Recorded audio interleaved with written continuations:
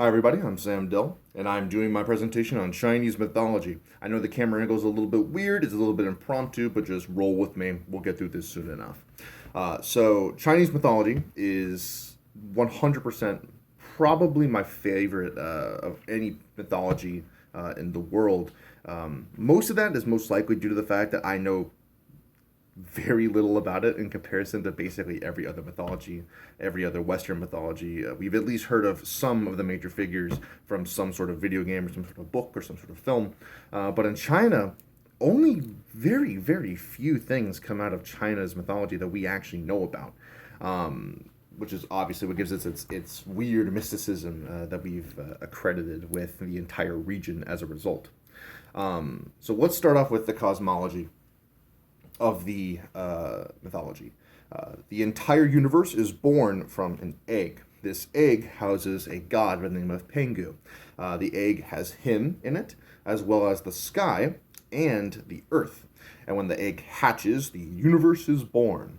And Pengu arises and helps to create the pantheon, while the earth and the sky basically begin to formulate over time, using the key within it to essentially cultivate the world that the ancient Chinese had. What is Qi? Good question. Qi is essentially this ever-present metaphysical life force and or non-life force which exists and is permeated through everything in the natural world, from rocks to dead animals, to birds, to humans, to anything on planet Earth, whether it be living and sentient or not living and not sentient, all has Qi. And this Qi is important because it is ever changing. It is the motion through which life, evolves, life progresses, life exists, because this Qi is constantly moving and constantly changing and constantly evolving. A famous work from Chinese literature is The Journey to the West. You may have heard of it before, but it has one of the most famous Chinese characters from it. His name is Sun Wukong. He's essentially the trickster deity of the Chinese mythology. He's this monkey that is born out of a rock. I know, a little weird. He has hard skin, and he is a very, very angsty little guy. He essentially tries to one-up and play around and try to just anger everyone around him. He's just this big, playful, arrogant guy. And eventually the literature, along with multiple other stories, depicts him and a bunch of other major figures of Chinese history and mythology having these little antics, having these little betting matches, small little fun little stories right there. The afterlife of Chinese mythology is actually a lot more Western than you may think. The afterlife is described as in two variations. So one, if you are a spirit at rest, then you go to the underground. And the underground is basically the same idea as hell. It's this plane of existence below the earth. But the difference is, whereas we think hell is essentially this horrible, torturous land of the damned, it's completely different in China. Actually, not completely different. For the most part, different. In China, it's basically just this dark cavern, very dimly lit, kind of a weird kind of limbo land that is ruled over by a thing called Lord Earth, which is essentially, in different depictions, this creature, normally serpentine, that just rules over the underground. Most of the time it's depicted as a Chinese dragon. Important distinction here, Chinese dragons are actually formed more so off of serpents and snakes than us Westerners have our dragons based off of lizards and other reptiles of the sort. So you can take a pretty good guess as to what Lord Earth looks like. He does not look like a lizard. He does not have wings. He looks like a sea snake. Humanity in relation to China is basically the same idea as how Qi works. Qi is the ever-moving life force of the world and the universe in its entirety, and as it has cultivated itself over different variations of Earth existing, humanity eventually sprouted. So actually, it's very similar to a lot of evolutionary theories, which is bizarre to believe that they had that idea back then, but it actually is pretty on the head. Humanity evolved over time through Qi slowly cultivating the world that they had eventually been plopped into. Nature is extremely intertwined with Chinese mythology. Similar to most Western gods, their pantheon is specifically built and intertwined into the explanation of different natural phenomena. like oceans, sea storms, forests, all those different things. They usually have a deity to express what that is.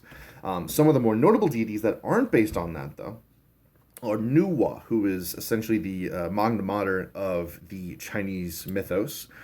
She is the first living being that was able to actually procreate. So she is obviously accredited with creating mankind as a result.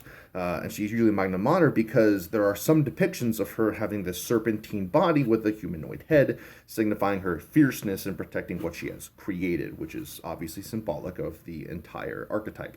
Her brother, Fuji, is the basic archetypal Senex. He is depicted as having animal skins, long robes. He usually looks well educated in many depictions he's in.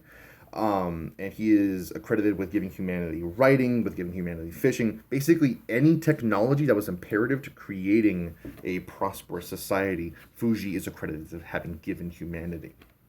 There's also other notable beings in Chinese mythology that I'd like to touch on really quick. There's a man by the name of Zhang Kui. I hope I'm pronouncing that right. Who is actually a sorrowful character. In life, he eventually fell to despair and took his own life, but then another goddess looked at him and acknowledged his worth and gave him a second afterlife duty, where he roams the mortal and immortal plane, becoming a demon hunter of sorts, where he takes the foul spirits that shouldn't be plaguing normal humans and takes them to their rightful place. Obviously, you've seen multiple renditions of that in a lot of other Asian media nowadays, but that's the original myth for that entire subgenre of film and books. Also, there's the Dragon King, who is the god of the sea and weather storms and just weather in general. So, him and basically Poseidon, they're basically interchangeable if we're going to base mythologies on, how similar are they to others. China has gods just like Greeks had their gods, and just like Romans, and just like every other mythology to explain that basic way of life. Now to end it on the hero of Chinese mythology. Everyone, at least I hope everyone, knows who Mulan is. Mulan is probably my favorite story from any mythology ever. I think Beowulf is the only one that comes close to maybe beating it. Mulan has a very basic life. She has a very, very simple life when the ballad starts out. She's a weaver in her home, just wisping away, having a nice, quiet time. Then she has a call to action. The call to action is obviously, if you've seen the film, a general comes into her village and asks for all able-bodied men to be conscripted into the Chinese army against a unknown threat. As you've seen or heard about from various media, this call to action ignites her to leave her little homely abode and to go out into the war. She takes up not her father's weapons and armor. She actually goes to different markets. She goes to the north market, the south and the east and the west market to get her different supplies. She gets a horse, and then she eventually leaves. Once she's there, she faces a lot of tribulations. The ballad, because it is a sing-song ballad, it doesn't actually go that in depth on the war. But for the few lines we do have, she goes through many treacherous tribulations. There's multiple battles described where hundreds of generals died, but she still persisted, which is extremely important to depict just how much bloodshed she went through. She was in the war for 12 years, and eventually she comes back home. She returns, just like in the hero's journey. She eventually returns from this horrible thing that she's encountered, this horrible conflict, where she reflects on the past. And there's this beautiful final line, which is basically the knowledge gained from the hero's journey, the revelation at the very end, where she notices that if you see two hares running side by side, you can't tell the difference between whether they're male or female. They may have facial differences, but it doesn't matter. They're able to do everything that the other can, just as well. That is my overview on Chinese mythology. I hope you enjoyed it, and I really do implore you to go and to look into this more. It is really interesting, and it's extremely ethnic, and a big jump into the deep end of the pool compared to what you're normally used to with Western media. All right, guys? I hope you liked it. I hope it wasn't annoying. Good luck.